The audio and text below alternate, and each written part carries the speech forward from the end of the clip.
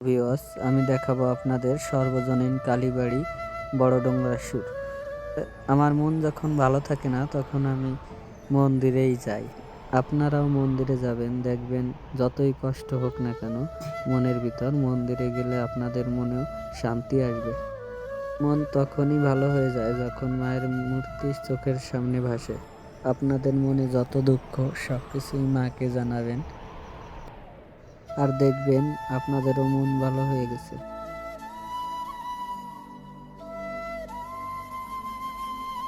আপনারা আমার চ্যানেলটিকে সাবস্ক্রাইব করবেন।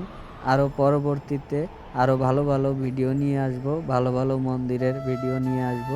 সুস্থ থাকবেন, ভালো থাকবেন এই কামনাই করি। জয় মা কালী।